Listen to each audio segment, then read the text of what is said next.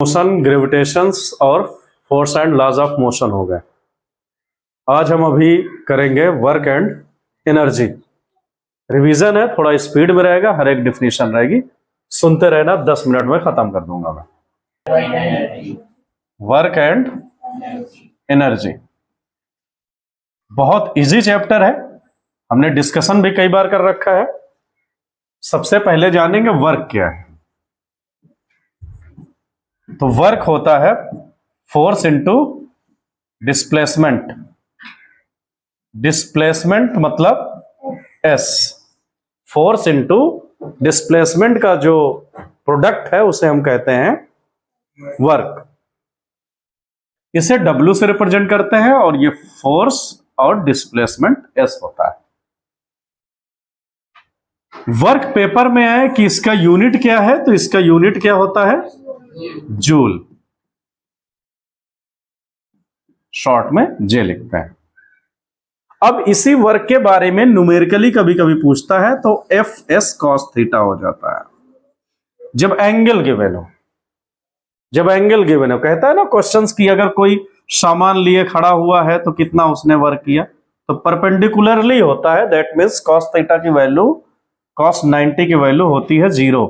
इसलिए वर्क क्या हो जाता है टोटल, यहां पर रखोगे एफ कुछ भी हो सकता है, एस भी कुछ हो सकता है, तो कॉस 90 रखोगे, कॉस 90 की वैल्यू 0 होती है। अभी 10th में पहुंचने वाले हो, ट्रिग्नोमेट्री में मालूम हो जाएगा। अभी तुम्हें बता रहा हूं कि इसकी वैल्यू होती है 0, तो ये W को क्या कर देता है, 0 कर देता है। तो परपेंडिकुलरली कभी कोई वर्क होगा तो वो 0 होगा। तो वर्क के लिए दो चीजें तुम्हें इंपॉर्टेंट है, एक तो फोर्स होना चाहिए, दूसरा डिस्प्लेसमेंट होना चाहिए। डिस्प्लेसमेंट के बारे में कई बार बता चुका हूं। डिस्प्लेस मतलब जगह का बदलना, पोजीशन बदलना। तो वर्क डन हो गया, खत्म है वर्क। अब एनर्जी। एनर्जी क्या है, कोई काम करने की कैपेसिटी जो है उसे हम एनर्जी कहते हैं।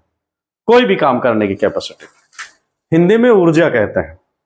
ऊर्जा तुम्हारे अंदर है या मेरे अंदर है तभी मैं बोल पा रहा हूं, एनर्जी है तभी मैं बोल पा रहा हूं। एनर्जी ना हो किसी चीज में तो वो डेड है, वो ना तो बोल पाएगा, ना चल पाएगा, ना उठ पाएगा, ना कुछ नहीं, इवन वो सांस भी नहीं ले पाएगा। एनर्जी निकल गई मतलब पर्सन को डेड बोल देते हैं, डेड बॉडी हो गई। तो एनर्जी का मतलब होता है capacity to do anything.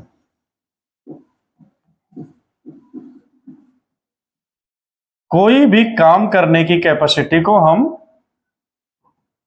Energy कहते हैं। क्लियर। और एनर्जी का यूनिट होता है joule, not what, joule. Energy का भी यूनिट जूल। तुम्हारे उसमें है तो एनर्जी बहुत टाइप की, बहुत टाइप की होती है। लाइट भी एनर्जी है,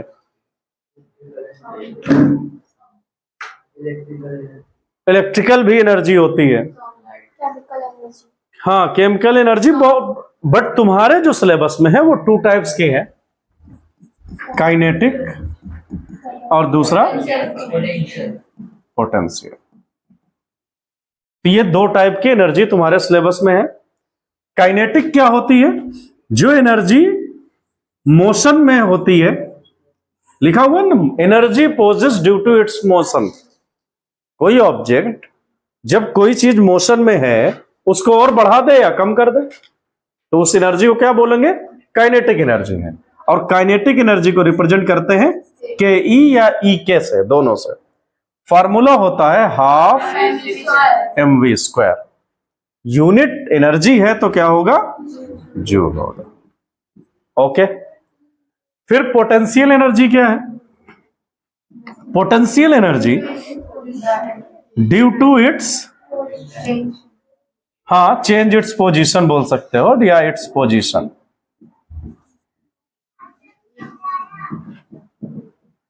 पोजीशन जब बदलता है दैट मीन्स अगर ये पत्थर रखा हुआ है, इसको मैंने लिया और ऊपर फेंक दिया, तो यहां पे ये जो एनर्जी मैंने यूज किया उस एनर्जी को क्या बोलूंगा, पोटेंशियल एनर्जी। पोटेंशियल एनर्जी होता है mgh और इसका भी यूनिट क्या होगा, जूल। हो गया, ये भी डन है। Okay, next. अब इसको डेराइव आता है पेपर में, डेरिवेशन कहता है derive kinetic energy is equal half mv square. तो फार्मूला होता है तुम्हारा W is equal F into S.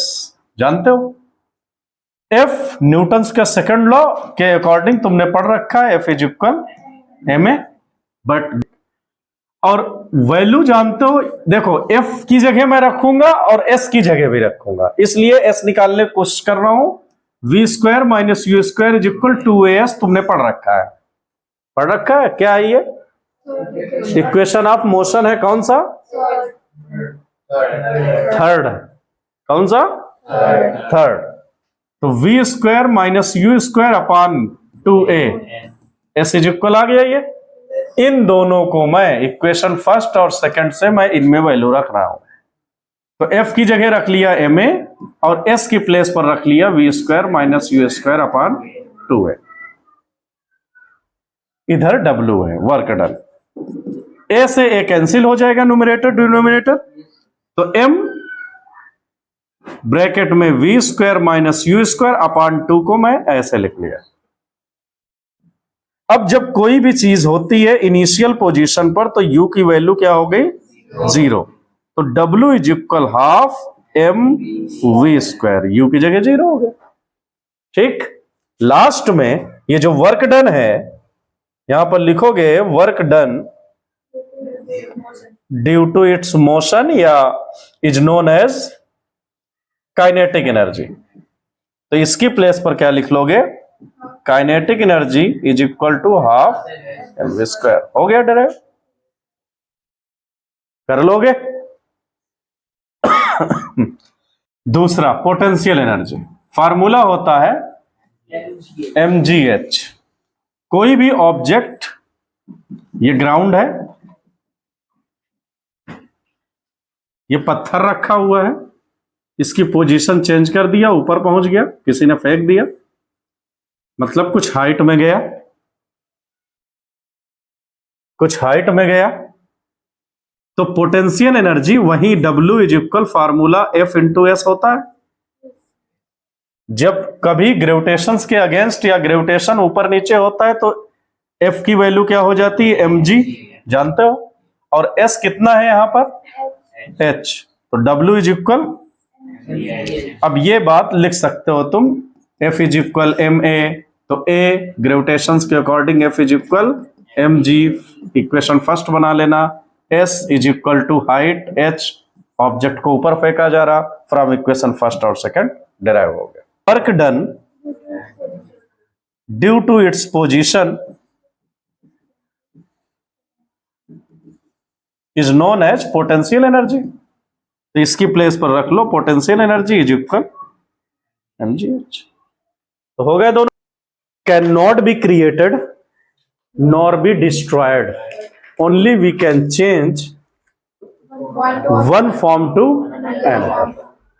तो लिख लोगे law of conservation of energy done. फिर इसके बाद मैकेनिकल एनर्जी करके आता है। कभी आए मैकेनिकल एनर्जी क्या, तो बिल्कुल इजी है ये। Potential energy plus kinetic energy. अब अगर फार्मूले बेस देखोगे तो ये क्या होता है? mgh प्लस ये half mv square is equal constant. तो ये होता है मैकेनिकल एनर्जी। तो इसकी डिफिनीशन क्या हो सकती है? लिखोगे sum of potential energy and kinetic energy is equal या is known as mechanical energy. Rate of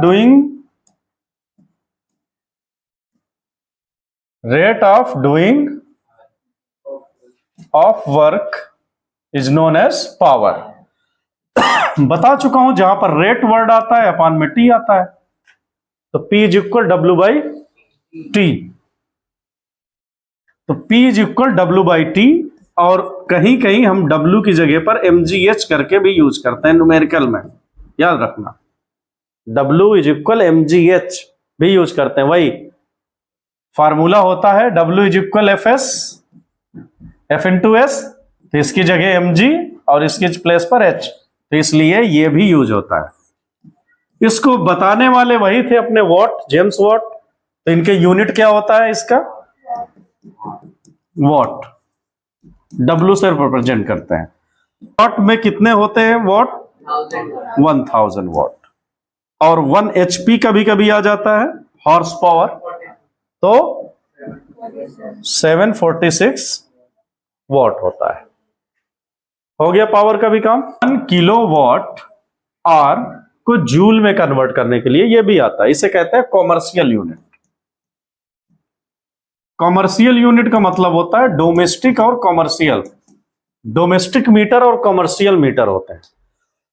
पहले चैप्टर से भी बताया हूं मैं, जो घरों में मीटर होते हैं ये डोमेस्टिक मीटर है, इनका लाइट बिल गवर्नमेंट के अकॉर्ड थोड़ा कॉमर्शियल वालों से सस्ता होता है। कॉमर्शियल मतलब बिजनेस, कोई भी बिजनेस कर रहे हो, दुकान है, शॉप है, उसमें घर वाला मीटर नहीं लगाओगे तो उसमें कॉमर्शियल यूनिट के हिसाब से आता है। तो 1 किलोवाट आवर में कितने जूल होता है पेपर में आता है, तुम्हारे 9th में स्पेशली, तो जान लेना 1 किलोवाट आवर को हम क्या लिख लेंगे, 1 किलो वॉट इंटू 1 आवर,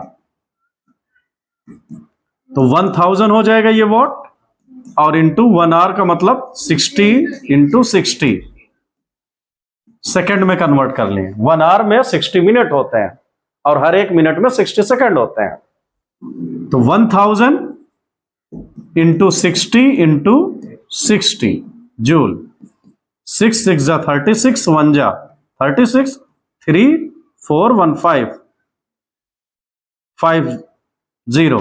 अब फिजिक्स में कभी आप ऐसे नहीं लिख सकते हो, फिजिक्स में कभी आप ऐसे नहीं लिख सकते हो, 10 की पावर में लिखना पड़ेगा। तो 3.6 इंटू 10 की पावर 1 2 3 4 5 6, यहां पर लाए हो डेसिमल 6 जूल।